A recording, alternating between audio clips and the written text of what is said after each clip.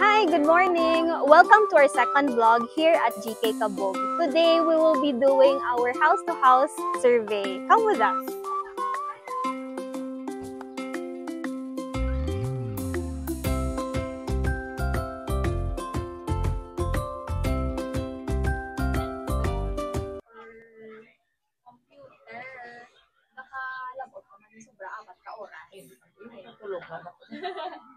Di ma'am, ang imobra ng stressful ng katama, noong stress pa mo, Natural yan. Kaya alangan ko rin paugtas mo na yan. Maugtas. Dito ko siya lang.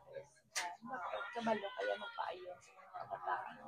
Pero anong inyong haon for me, taas sa baboy, or dilata, or Palabanan, higuro, mama mo kinanong sa mga portion.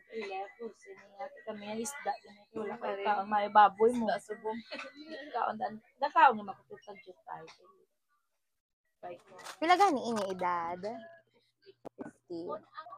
Ang ubra? Okay. May tiyanggi ka mo. One house down. Let's go to the next.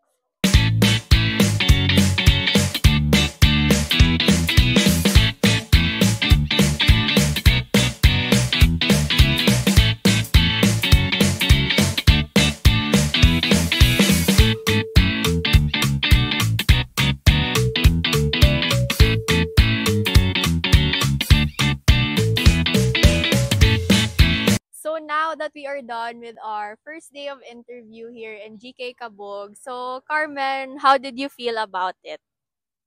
Para sa akon, kanami isang feeling nabalaan ta kung ano ang mga ilang point of view sa kada house, and then ano ang mga dapat i-address sa kada panimalay, kay kada isa may mga gina-share man no, mga kabudlayan nila.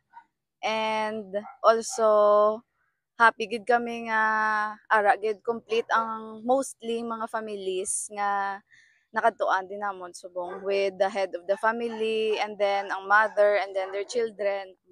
So very good yun imo insights, Carm. So si Alisa, yeah. So Liz, ano ang mga challenges nga na-face today and how did we conquer them? Of course. So first is the weather, no? So you can see, it's really raining, but despite that, we persevered and really took the time to interview the households. And secondly, we have to admit na it's really time consuming, not only within ourselves, but also to the people within the households, considering that we have to interview a number of people inside. But it's good to know that the people are really patient and very open in sharing their thoughts about it. So thank you, Liz, for your insight. So Yanika, ano ya ang ma-improve ta sa next na encounter? Yes, of course. For the next meeting or next dinamon nga interview, ang parehas ang ginhambal ni Alisa, very time-consuming gid ang amon nga questionnaire subong. So, for the next meeting, ang amon goal is to shorten our survey and to also include the much more important details. Thank you, Yanika. So, that's it for our first day of survey. So, ari kami di subong, meron kami special guest i-interview. Ano gani mo pangalan? John Michael. Pila ka na, Michael? 10. 10. Excited ka man sa mga programs nga ihatag or himuon namon para dito sa inyo? Oo, nasadyahan ko na rin mo din.